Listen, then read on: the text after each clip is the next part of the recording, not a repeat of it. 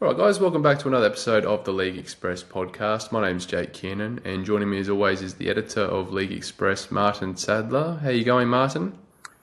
Great, Jake. Absolutely great. Lots of things happening, lots of interesting rugby league to talk about, lots of interesting things happening on the pitch and off the pitch as well. I think we've got potentially a lot to talk about today, haven't we? So we'd better make haste and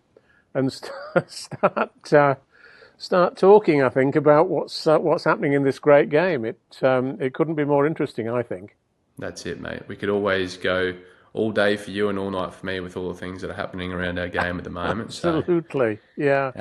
But let's take a look at the weekend's matches, mate. Thursday we had Hull KR defeating Castleford 48 points to nil. Gosh, it's amazing, really. Hull KR had that incredible win at Wembley 2 weeks ago.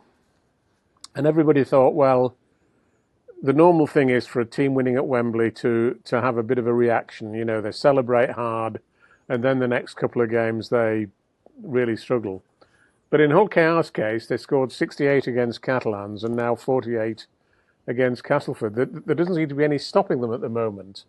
And it's absolutely amazing. And they were just absolutely far too good for Castleford. Right from the start of the game, they absolutely dominated it. And poor old Castleford, I thought Castleford would put up a much better show than they did. I mean, if you remember, at the start of the season, Castleford went to Hull KR and lost in golden point time with a really strong performance. And, have Castleford gone backwards so much since then? Or have Hull KR gone so far forward? Well, certainly Hull KR have gone a long way forward, but Castleford, goodness, they'd been anticipating some improvement as the season unfolded, but it's back to square one for Danny Maguire, who just looked absolutely devastated, I thought, at the end of the game. And you just you wonder where they go from here. They obviously have no chance of being involved in the playoffs, so the rest of the season is just the second. Well, they've got 12 more games to play, and all they can hope for is some improvement that gets them maybe a little bit higher up the table. But it's been such a disappointment for them. Absolutely. And for Hull KR, mate, it just, there's been no hangover after their Challenge Cup win. It just looks like that win has just motivated them to get bigger, better, stronger as they approach the end of the season. Yeah, I mean, their first real test since the Challenge Cup final will come this Friday. We'll talk about this weekend's games a bit later, but they will be hosting Wakefield on Friday, and that's going to be interesting because Wakefield had a great win against Wigan on last Friday night, which we probably want to move on to, don't we? And did you see any of the highlights of that game? Yeah, I did, mate. It looked like a really entertaining game of football. It was great attacking football. It was, particularly for the Wakefield fans. Oh, absolutely, mate. And the they loved every second of it. Yeah, every second actually until the last minute when Jay Field broke through to score on 79 minutes, and Wigan rejected the chance to kick at goal to try and snatch victory in the last minute. But oddly enough, there's an interesting little quirk on that, because you obviously know you can refuse to take a goal kick if you don't want to take it. But when you do that, you must tell the referee straight away to stop the clock. And Wigan rejected the chance to go for goal, but I don't think they actually told the referee. So the clock continued counting down while they were waiting for the kickoff, and it meant that they probably only had about 20 seconds remaining when they took the ball from the kickoff. And, they sort of wasted that opportunity, really. So, but Wakefield fans won't be complaining about that, of course. But Wigan, obviously, it was a rare defeat for them, and they're now 4 points behind Hull KR at the top of the table.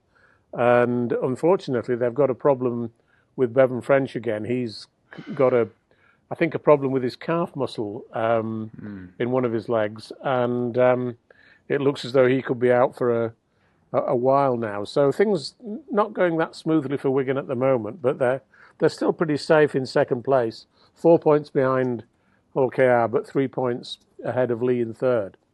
Yeah, wow. Is that in the rule book? Is that a requirement that you have to go over and tell the referee? Well, if the clock's to stop, yes. If the clock's to stop, if you don't, it seems the clock just carries on ticking down.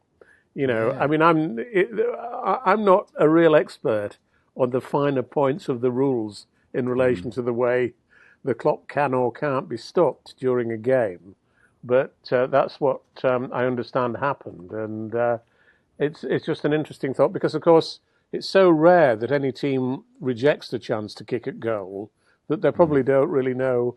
It's not easy to be familiar with what the rules actually are, Jake, I don't suppose. Yeah, and I guess in that situation, the referee probably, I don't know, he probably doesn't feel the need to call. It probably didn't even cross his mind that maybe he should call the time off. No, but great performance by Wakefield. Another great try by Caius Fartili, who is the discovery of the year as far as Super League is concerned. How that guy never got an NRL contract, I'll never know, because he's playing so well for Wakefield. They also scored a brilliant try by Tom Johnston that was created by a piece of brilliance by Jake Truman, who's back in the side now and starting to make an impact after a succession of injury problems. So Jake Truman is such a talented player, and it's great to see him back in the side and performing at his best. That was from that nice little long ball he did to Yes. Johnston. Yeah, beautiful ball. Brilliant, absolutely brilliant. So, Wakefield are going great guns. I mean, they're still not in the top six, oddly enough. They're seventh with 16 points from 15 games, just 1 point outside the top six behind Hull. But, they look like a top six side, don't they, at the moment? So that's going to be interesting to see, where they finally end up. But they certainly look highly competitive. Yeah, they're on fire at the moment, mate. We'll move on to the other matchup. We had St Helens defeating Leeds 18 points to 4, and you and I sort of touched on this game a little bit briefly in the last week's episode, saying how crucial this game will be for the Saints. But it was crucial for Saints and for Paul Wellens, their coach. Absolutely dead crucial, really. And they passed it with flying colours. I spoke to one or two people involved with St Helens last week, prior to the game, and I've got to say there was a strong sense of pessimism about St Helens, which is surprising in a way. But a lot of St Helens people didn't think they would win that game, but actually it never looked in doubt. To me, they really attacked the game well. They played brilliantly throughout it. But the crucial moment, and I trust that you've seen this, was the tackle by Harry Robertson on Ryan Hall just before the interval when St Helens were leading narrowly, and if Ryan had scored a try at that point, it would have brought them back into the game at 8-4 or 8-6.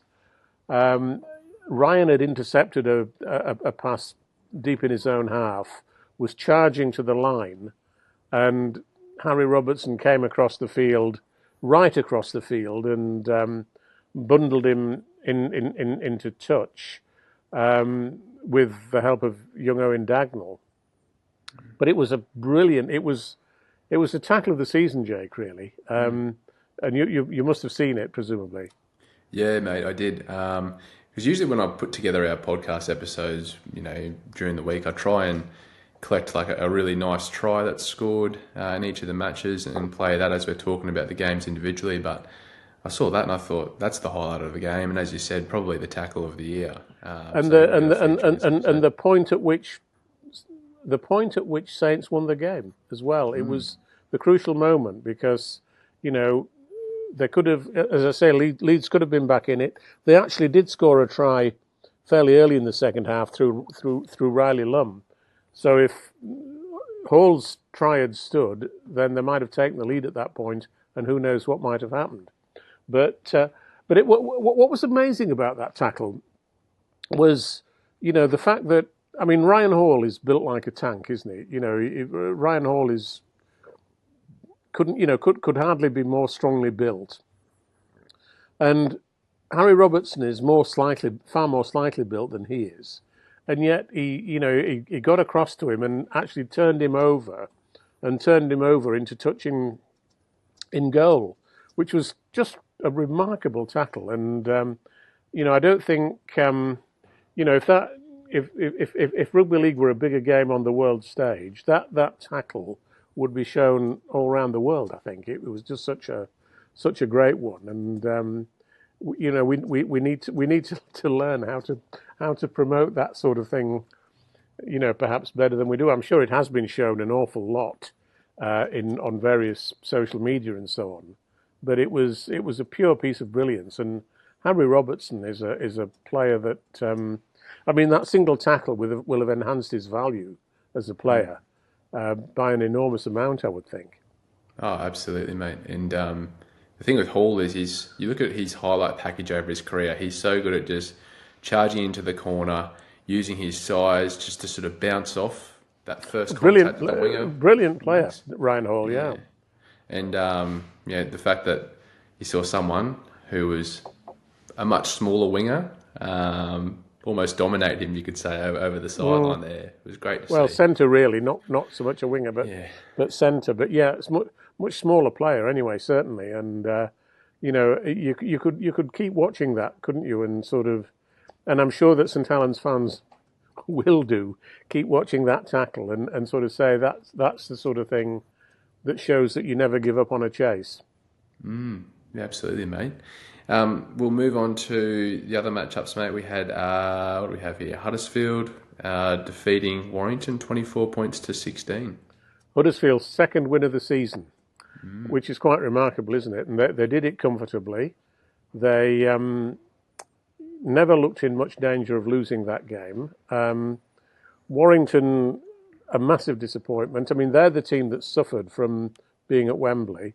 2 defeats since then, and going down at home to Huddersfield, the team that's next to the bottom of the league, and Warrington are now 5 points outside the top 6, so it's going to be a real challenge for them to get back into the top 6. I think they've got some fixtures coming up that are relatively easy compared to some sides, but nonetheless they've got a lot of work to do now.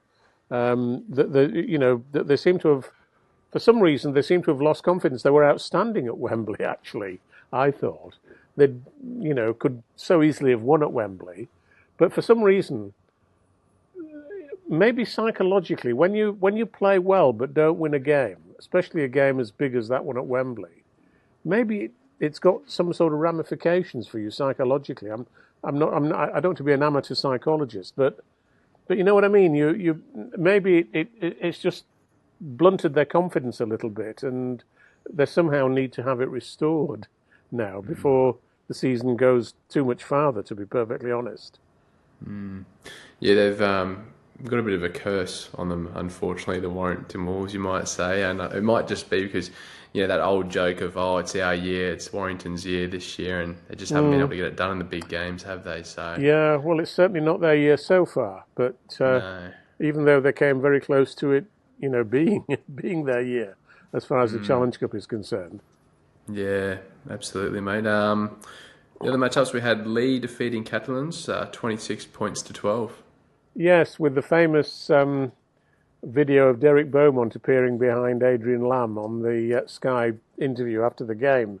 Derek celebrating and looking as though he'd had 2 or 3 glasses of wine down there. And then the Catalans club saying that he didn't turn up at the post-match dinner, apparently. I'm not quite sure if that's true or why he didn't in that case. But again, it was Catalan's best performance for several weeks. It was 12-all going fairly deep into the second half before Leigh pulled away with a couple of great tries, including an absolutely brilliant individual effort from David Armstrong, which you must have seen, absolutely outstanding.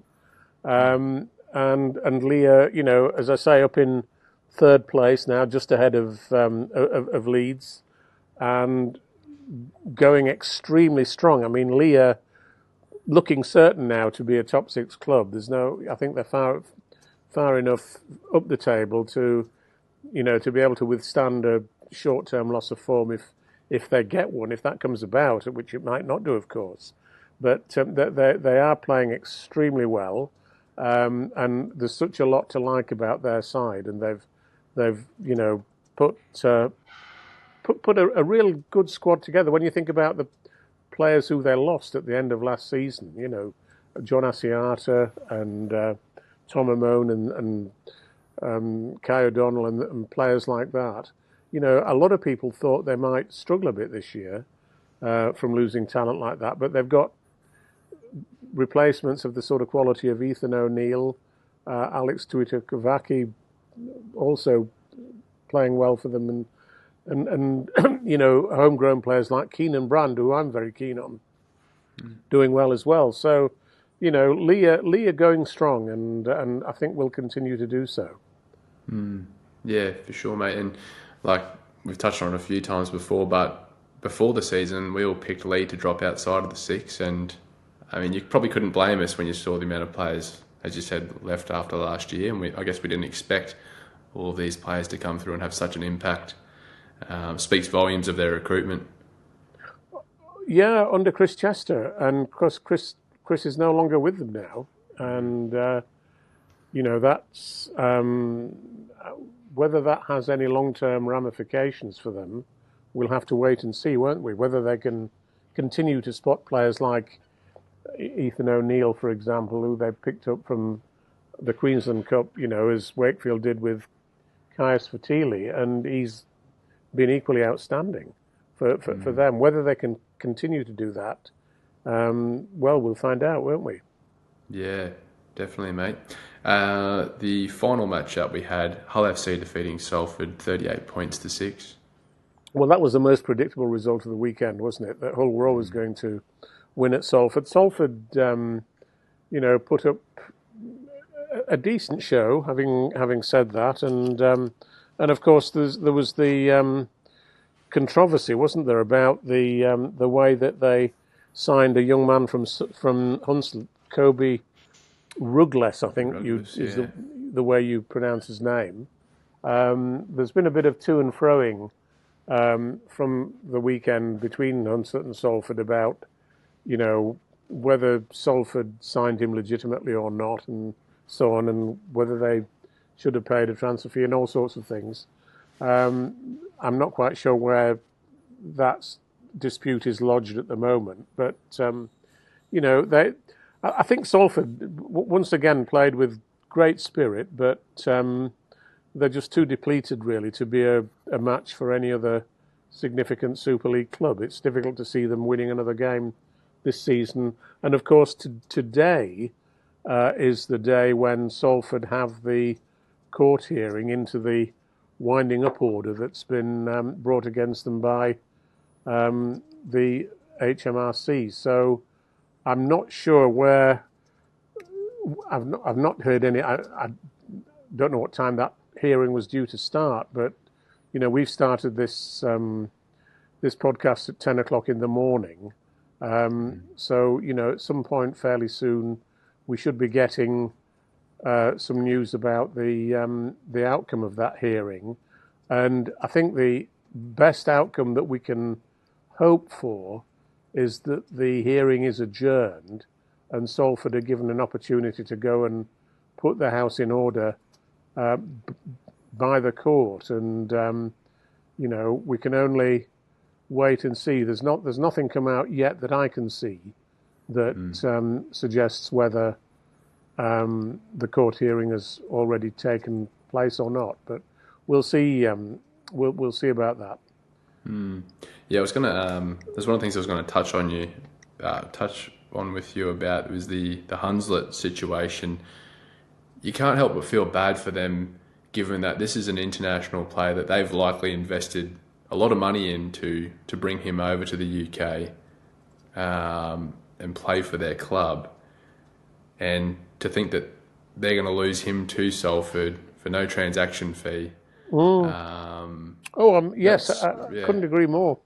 Yeah, yeah. But on the flip side, like, you can understand where the player's coming from, Kobe, because he's been promised his opportunity to play at the top level in the UK, and he Everybody may never wants get that to do opportunity that. again. Yeah, everybody wants to do that, and good luck to the kid, and I hope he plays well for Salford. I really do, and helps get them out of trouble. But we'll see about that, and we'll see whether that dispute still has any legs to carry it forward. Yeah, and let's touch wood, fingers crossed. Salford can sort out their stuff today at court, and like you said, hopefully get that adjournment to get their stuff in order. All right, mate. Let's be talking some of the. Well, I guess you only really spoke about one thing in your column this week, mate. The Mark Aston situation. What's the latest there with that dispute with him? Well, Mark, it's now the dispute has now ended with Mark having accepted the verdict of the Rugby League Tribunal to ban him from any form of coaching for 18 months, which will last, I think, till April 2026.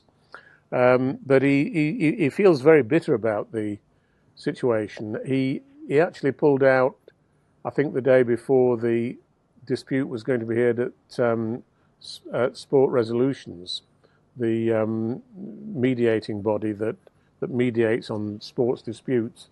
And he pulled out, according to him, because of the immense cost of hiring a barrister and so on, and taking his case to that body. Barristers, of course, are very expensive people to hire. And I think Mark has already spent about £40,000 trying to put his case together, and with all the associated legal fees,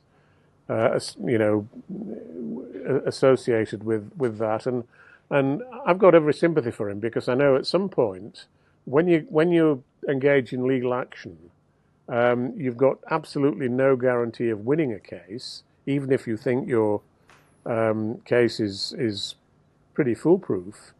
But the costs mount and mount and mount, and I think that that there ought to be a better way for an appeal to be heard. I would have said, but so I feel very sorry for Mark, and I think one of his points that he made was that he tried to introduce new evidence to demonstrate that he hadn't known about the lack of medical clearance for Matty Marsh when he actually played him in that game that he shouldn't have played him in.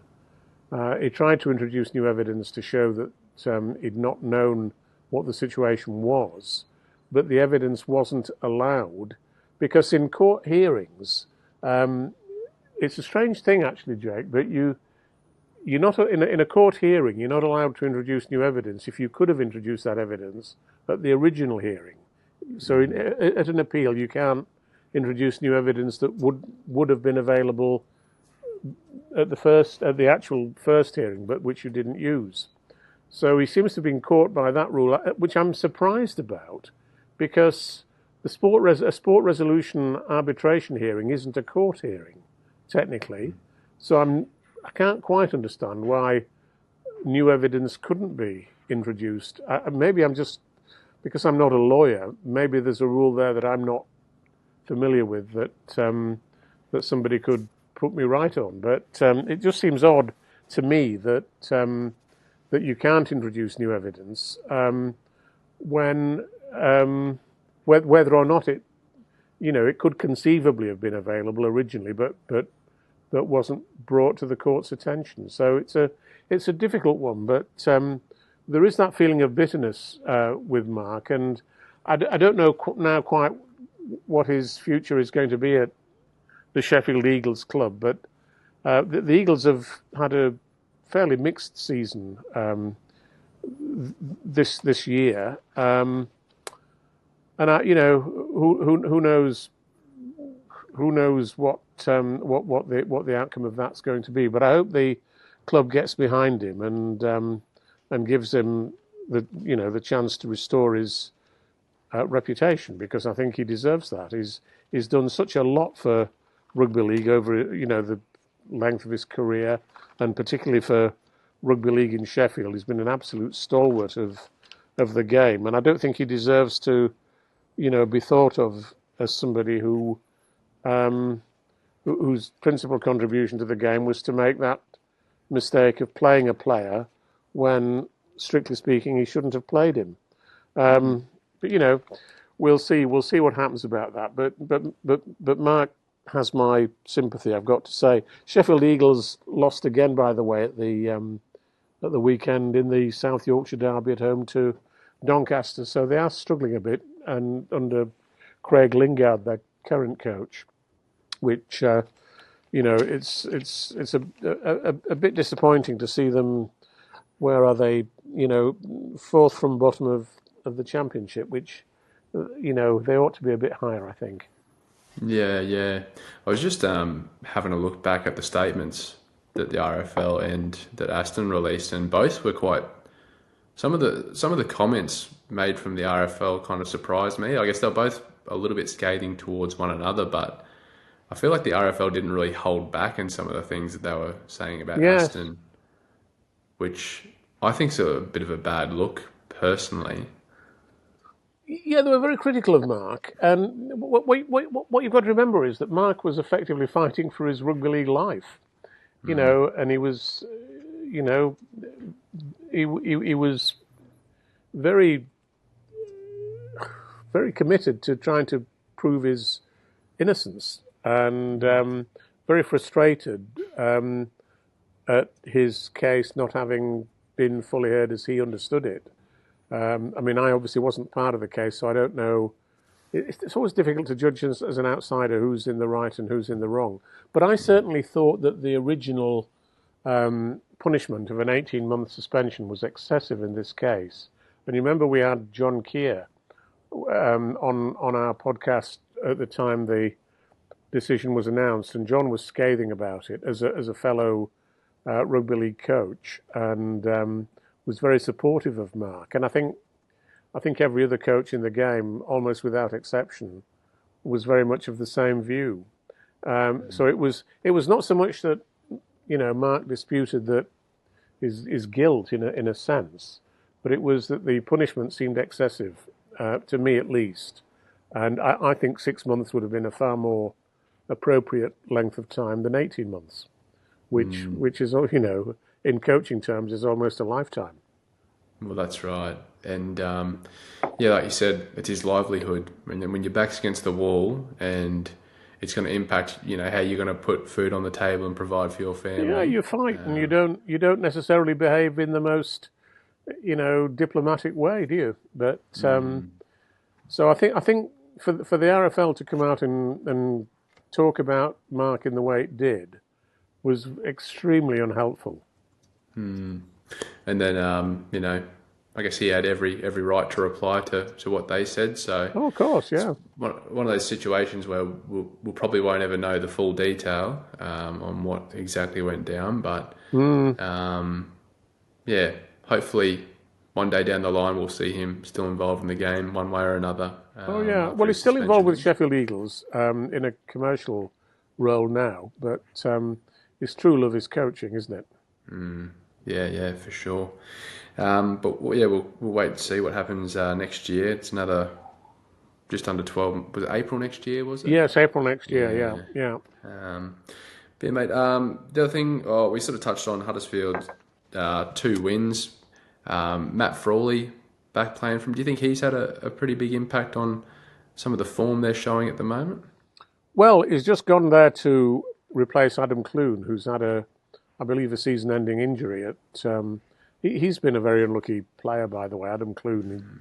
He's missed such a lot of games this year, and that's impacted so badly on Huddersfield. But Matt Frawley, I didn't see the whole of the Warrington-Huddersfield game, so I can't comment with any great authority on how Matt played. But obviously you assume that, given that Huddersfield got the win, you assume he must have had a significant contribution to it, playing at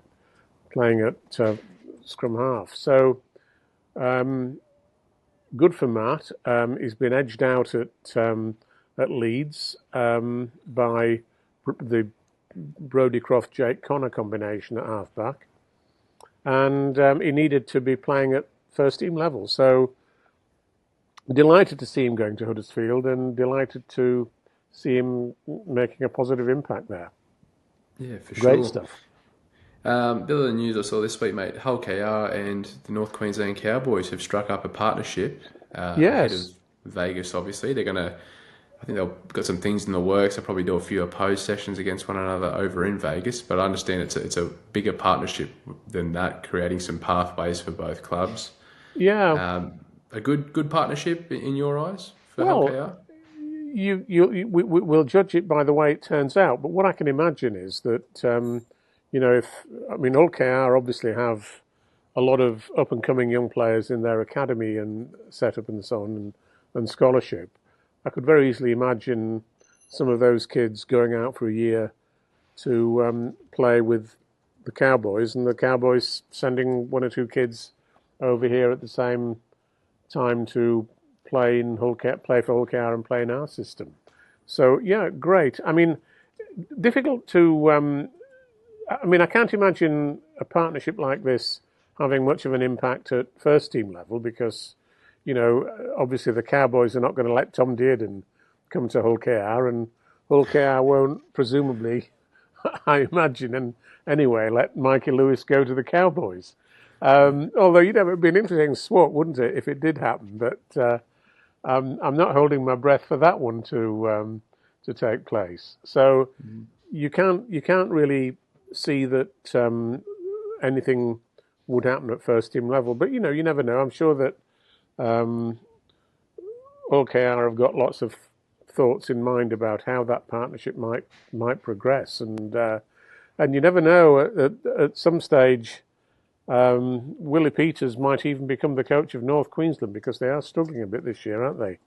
The Cowboys, and I notice quite a few articles about the NRL in Australia are starting to mention Willie Peters as one of the next big things in NRL coaching. But of course, he's got a contract until 2028 at Hull KR. So I don't think he'll be going back to Australia before 2029. But you never know, do you? You never know what the future holds. That's it, and it's great news for Hull KR that he's signed on for that long. Bad news for the rest of Super League because of how well they're playing, and they just seem to be getting better and better every year. Who knows where they might be by the time his coaching stint ends with them. Oh yeah, and hopefully it doesn't end, mate. Hopefully it goes on for another decade or so. Forever, yeah, indeed. But yeah, mate. The other one, no Thursday night football matches this weekend. No, ridiculous, really. We have a succession of Thursday night matches, and then there isn't one. Apparently, the game that should have been on Thursday night was the game involving Leigh. I understand should have been Leeds versus Leigh at Headingley, but Leigh objected sometime near the start of the season, saying that they were in Perpignan on Saturday, and there wasn't adequate time to prepare for a game on Thursday when you've been in Perpignan on the Saturday, and that was accepted by the RFL, so they switched it to Friday. But and I think Hull was the other game that could conceivably have been played on Thursday, Warrington v Hull, but again Hull played on Sunday, so that wouldn't have given them adequate time to prepare for a Thursday night game. So we've ended up without one, really, which is a bit of a shame because I think a lot of people really do love watching rugby league on a Thursday evening, either live or on Sky Sports, and it's a shame. It's a shame that we don't get the opportunity this week. That's it. It's another time slot. I know for me, get to a Thursday night and, we have rugby league on TV every Thursday night in Australia. And to me, it almost signals that the weekend's here, even though you've still got to go to work on Friday.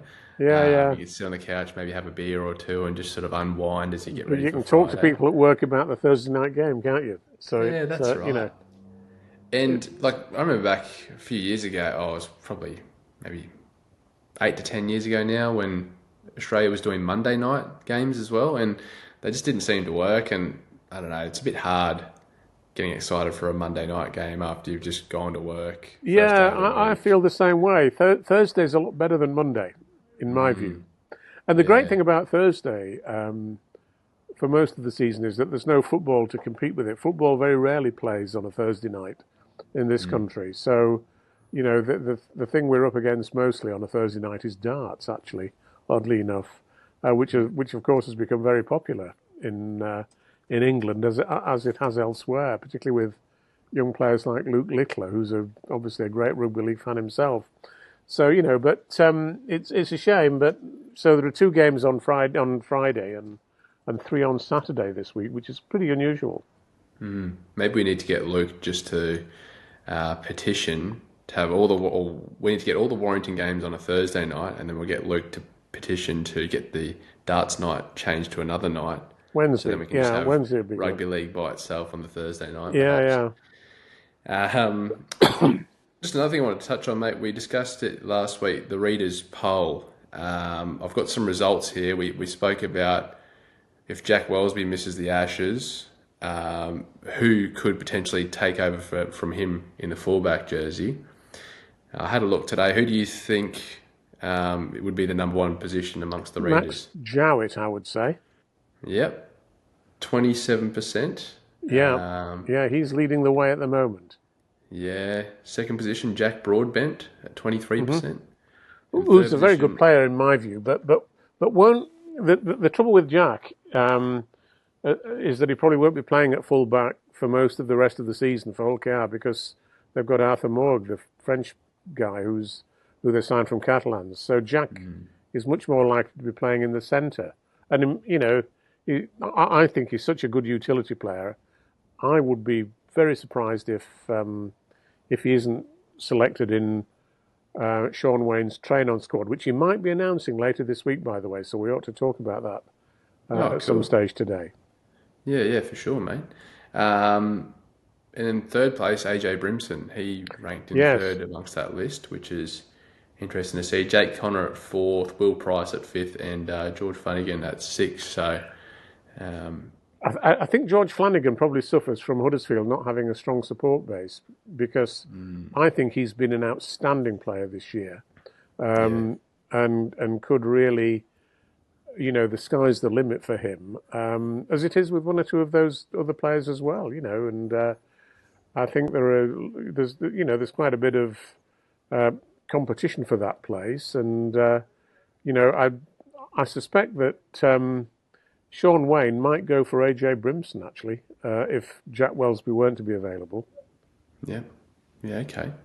Well, why don't we go straight into that, mate? Because last week we spoke about when Wayne is going to announce that preliminary training squad. Have you heard something down the line, have you? Well, I think the RFL are hoping that they might be able to put something out towards the end of this week. I think they're hoping to put out a squad of English-based players, not including the NRL, England players in the NRL.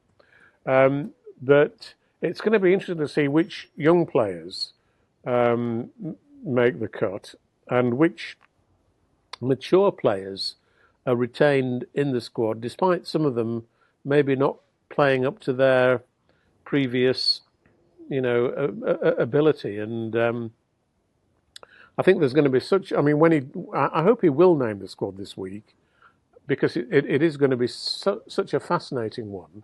For example, a stalwart of recent England teams has been Tom Burgess, but Tom's form for Huddersfield this year probably, you'd have to say, doesn't justify him being in the squad, perhaps.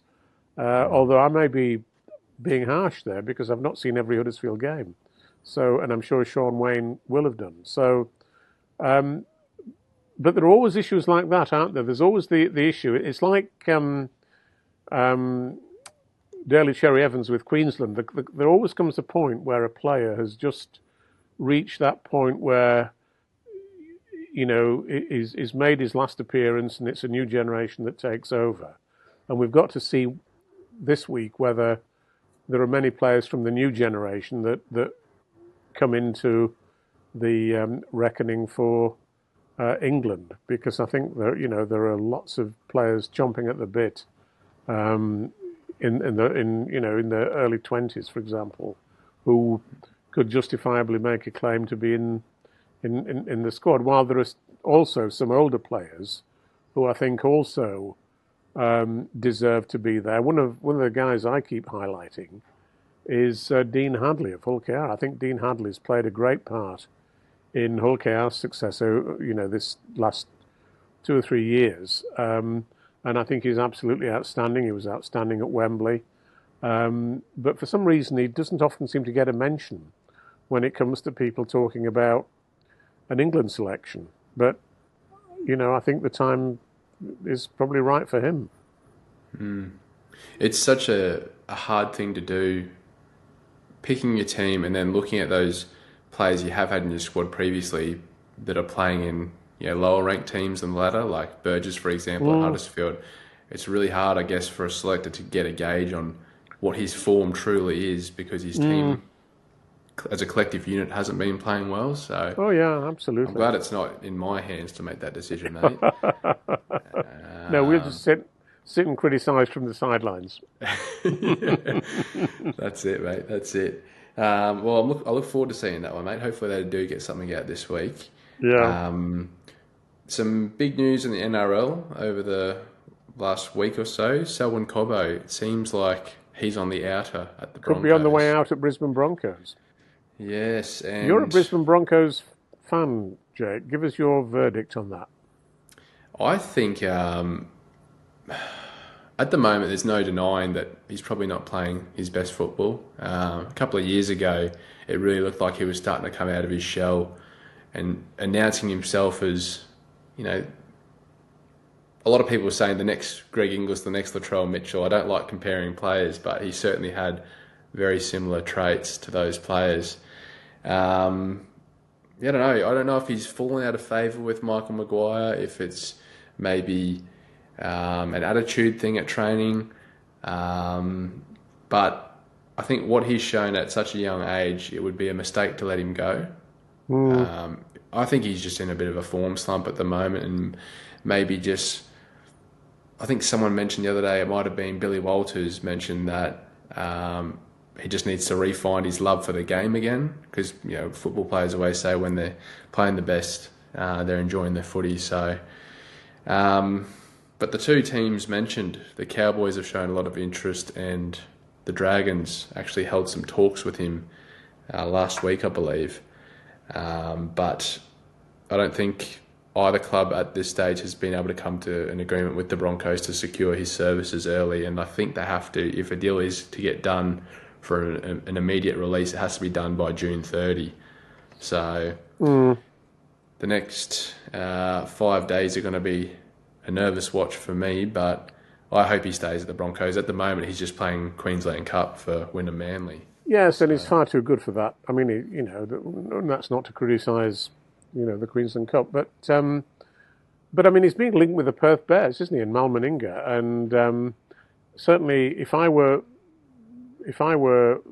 setting up the new Perth Bears club, a player of Selwyn Cobbo's quality and personality would be a great signing, I would think, because, I mean, he's not just a really good player, but he comes across as a very positive player. He's,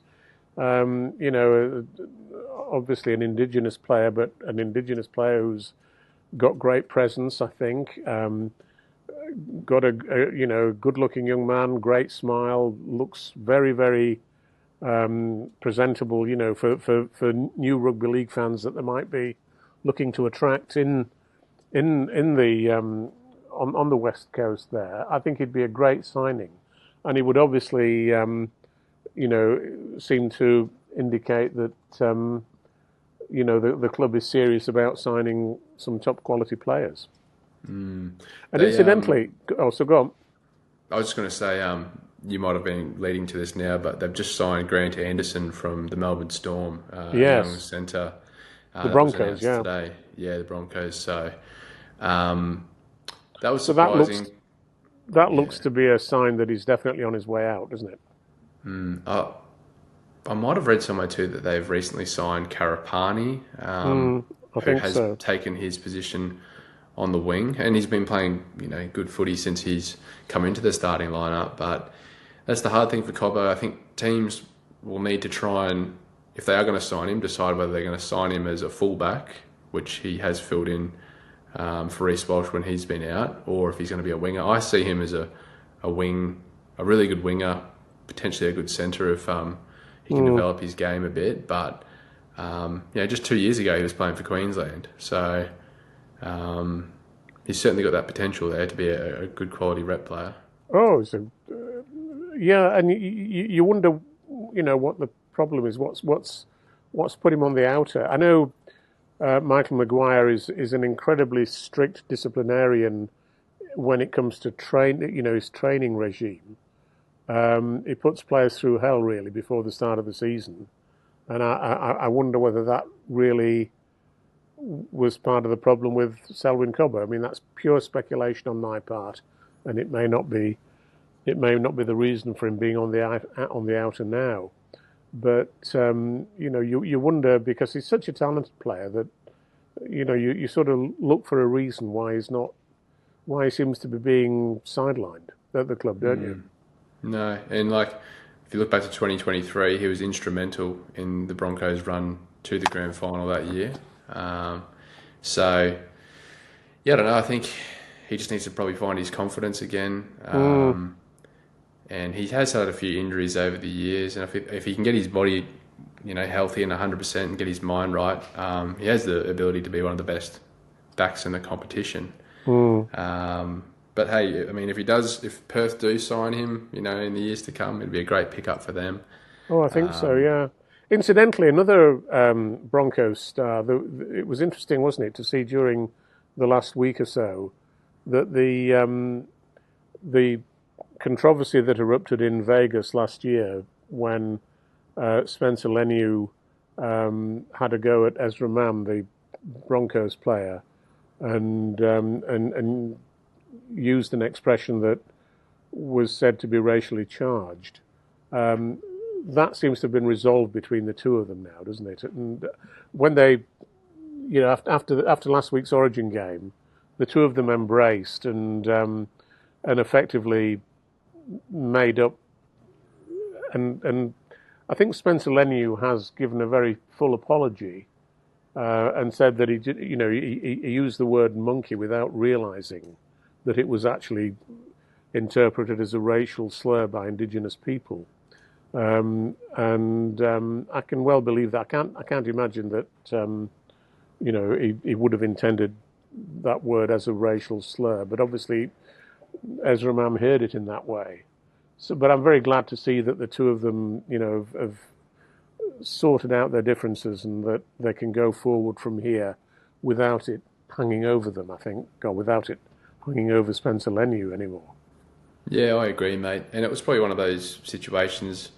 I remember there was a lot of build-up around the first time that the Broncos played the Roosters after the incident, and they probably just need that little bit of time to pass before they could, connect again and sort of forgive one another. Yeah, or I think so. could forgive him. Well, they're both really good players, and they want to just focus on the field. Yeah, that's right. No, but it was a nice moment, I think, watching that as a fan, and yeah, God knows that they've both had their names dragged through the media for differing reasons over the years. So, yeah, nice to see you, mate. The other thing I want to touch on, mate, Wayne Bennett, he's confirmed that the ARLC has been in touch with him about potentially being involved with the new PNG team when they come into the competition. Yeah. No surprises there that they've been in contact with Wayne.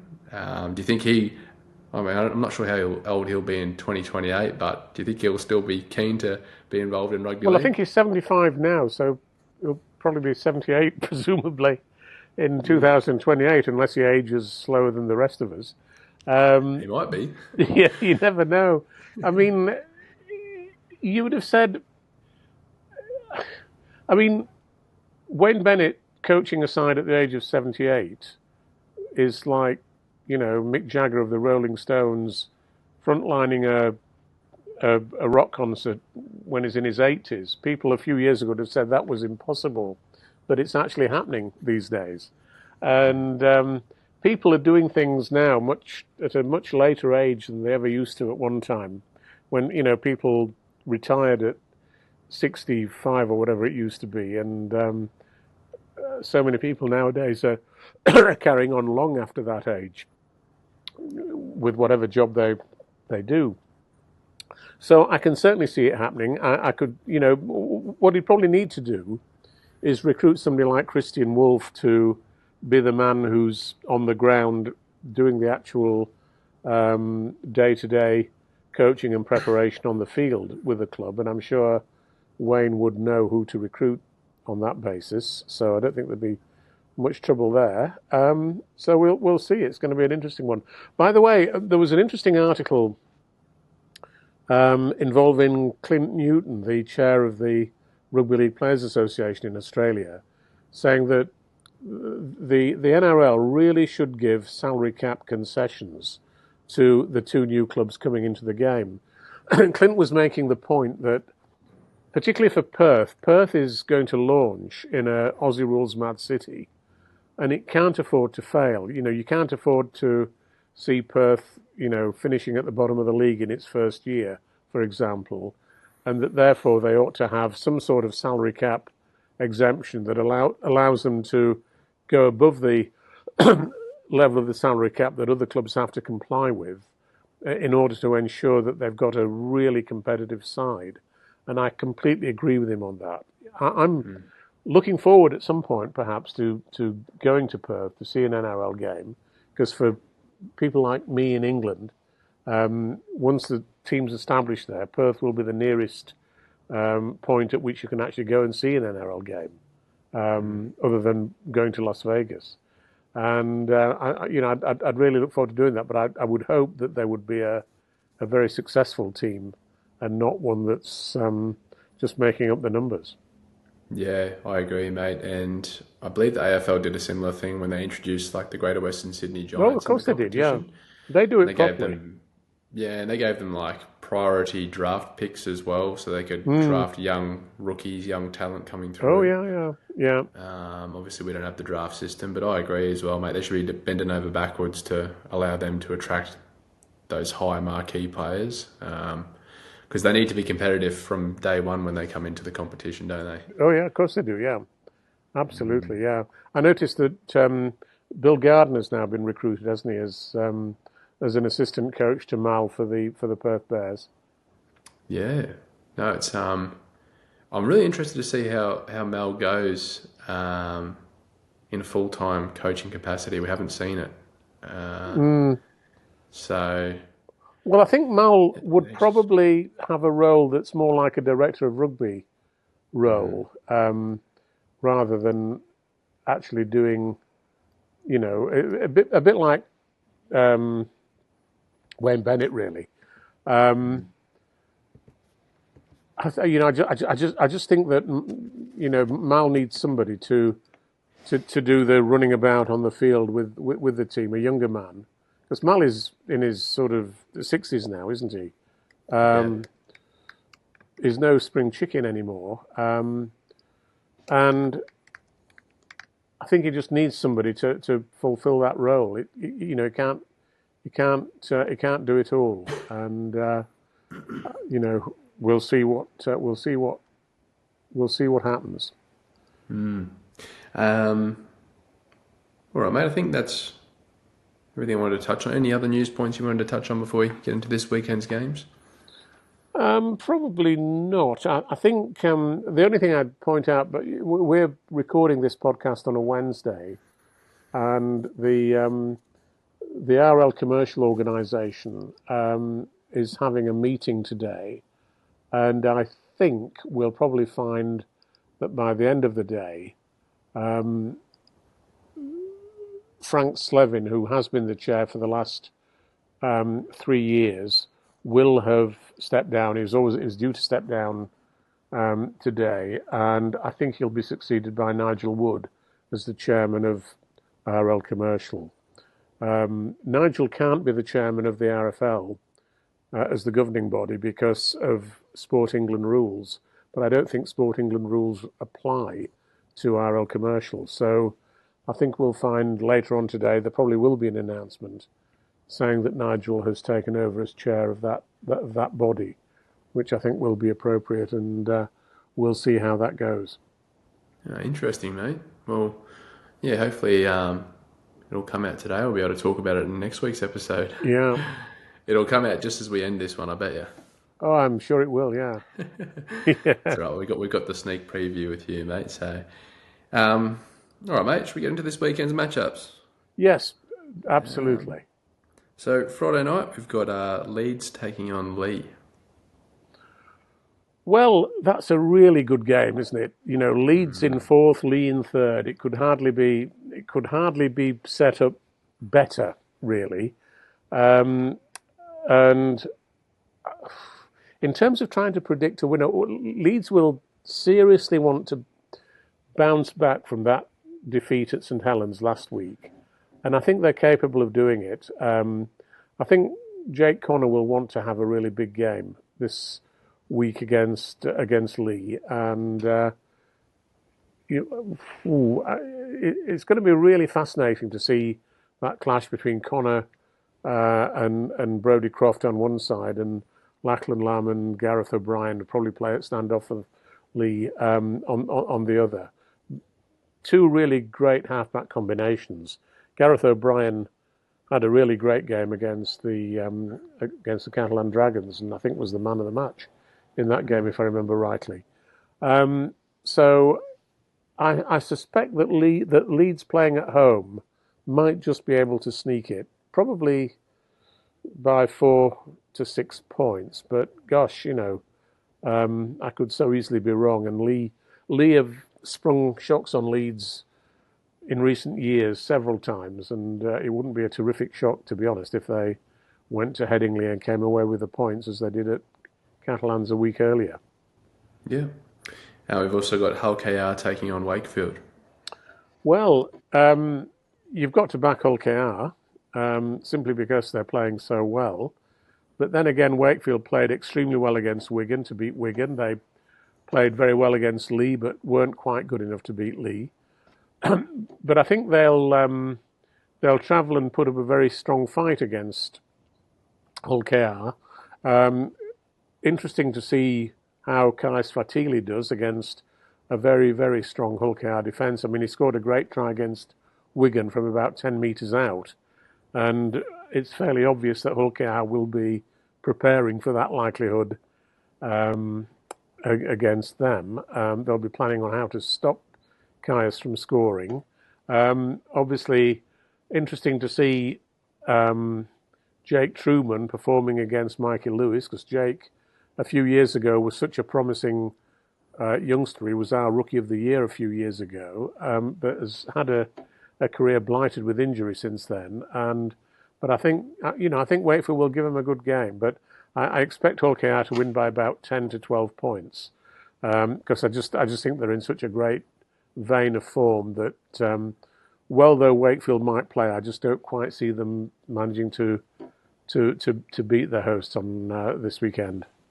Yeah, geez, it's a tough decision as to which match to watch on Friday. Very tough, Although ridiculous that two such great games are being played at exactly the same time. Yeah, I was just double checking that they're kicking off at the same time. They are. That's they a are, shame. Yeah. Then on Saturday we have Warrington taking on Hull FC. Well, Warrington, this is a must-win game for Warrington. We sometimes talk about must-win games, don't we? But this is absolutely a must-win game for Warrington, because, as I say, they're 5 points outside the top 6, and the 6th team is Hull. So Hull are on 17, Warrington are on 12. If Hull can win this game, they'll move on to 19 points, and they'll be 7 points ahead of Warrington, and that will be too big a gap for Warrington to close for the rest of the season. On the other hand, if Warrington win, they'll only be 3 points behind Hull, and that will that will be a closable gap. So there's never been a more vital game for Warrington than this one for the whole of this season. And I think they will find a way to win it. I think Warrington will win by about 8 points at the end of the day. But it's going to take some very smart play from George Williams and Mark Sneed to pull this one off for Warrington. And their forward pack is going to have to perform. I have a funny feeling that it will do. And it could be another really fabulous game. I'd love to. I'm looking forward to seeing it. But I think Warrington should just have enough to win it. Yep. We've also got Catalans taking on Huddersfield. Well, improved performances by both Catalans and Huddersfield last weekend. If Catalans are going to get back to winning ways at some point, this must be the game that they will, be able to win. I think they might just beat Huddersfield, but, who knows? With Huddersfield having won at Warrington, maybe they won't be deterred by the trip to Perpignan, and they might come back with a win. But I think Catalans might win by about 4 points. I think that, as I say, they've got to win. I think they are out of the running now for the top 6, but they've got to play for pride, and they've got to show that they're a better team than some of their recent results have suggested. Yeah, I agree, mate. And it's a lot easier to do those away trips when you've had a few wins. Absolutely. So hopefully they'll put up a good fight, Huddersfield. The final matchup on Saturday, we have Wigan taking on Cass. Yes, at Castleford. When you saw the way that Castleford went down 48-0 against Hull KR, you've got to say that they'll probably lose by, not such a big margin against Wigan, but probably by about 20 points. Although Wigan will be without Bevan French. So that's a positive thing from Castleford's point of view. But I still don't think it will be enough to secure a victory for them against Wigan. And Wigan will still have ambitions of winning the League Leaders' Shield. They're 4 points behind Hull KR. They can't afford to fall any further behind Hull KR. They've got a game against Hull KR in August at Wigan, which they're very much looking forward to. But I think Wigan will be far too strong for Cass on Saturday. Yep. And then on Sunday, the final matchup of the round, we have St Helens taking on Salford. Well, St Helens playing Salford again. They seem to play them an awful lot, don't they? And ridiculous fixture structure, really. But in the first game of the season, St Helens scored 82 points against Salford. And I don't think they'll score the same amount this week, but I think they'll score at least 40 and maybe 50.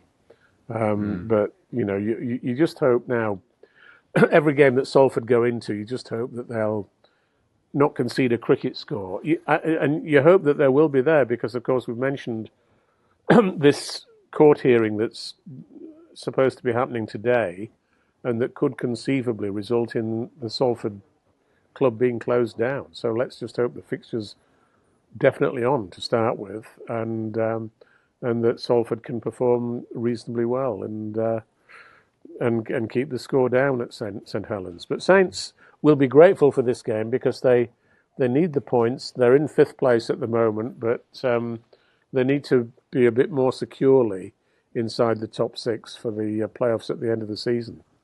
Bit more for and against would certainly help them. Although they've got a massive for and against at the moment, 214, which is only Hull KR and Wigan have got bigger margins. Yeah.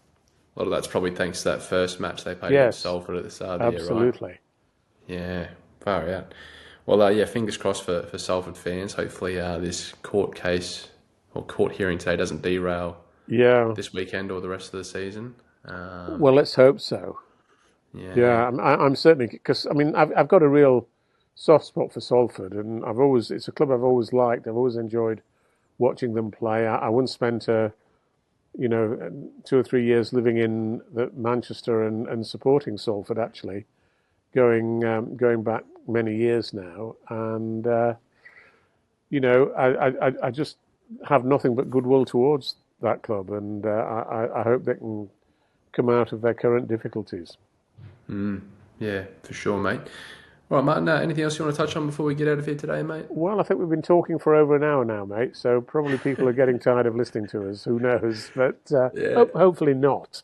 But you never know. I think we've been talking for quite a long time, and I think we're going to have a lot to talk about next week as well. So we'll We've got to call rest it a our day there. voices. Yeah. Yeah. We'll call it Yeah. a day there, and I'll look forward to meeting you again. Is the weather okay on the Sunshine Coast at the moment? Yeah, mate. Weather's good today. It's meant to be good tomorrow, and then I think it's rain this weekend. So very nice of the weather just to turn crap right as the weekend's getting started. Yeah. I'm down in Brisbane this weekend though, which is about an hour's drive down the road. So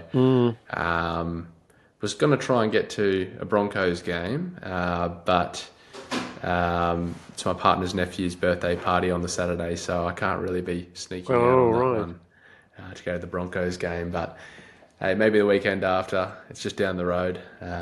I'll get to one eventually. Yeah, it's a good game in Brisbane as well this weekend, isn't it? Against the Warriors, which looks a great game to me. And by the way, I thought the Roosters were outstanding at the weekend in their game. They're playing some great rugby at the moment, and they're a team well worth seeing. I'm just seeing who they play this weekend. They actually play. Gosh, I can't find them in this list. In fact, they're probably not playing. Maybe they've got a bye this weekend. I think they have. They might have a bye. But James Tedesco is playing outstandingly well at the moment, and not being selected for Origin seems to have freed his spirit, I think, and is playing probably as good as ever. Yeah, no, it can certainly be a favour for you as you're getting older. Not having to play those 3 intense matches a year can do wonders for your body, I guess. Absolutely, yeah. But anyway, mate, we'll wrap it up, hey? Yes. We'll do it again next week. Okay, thanks a lot, Jake. See you then.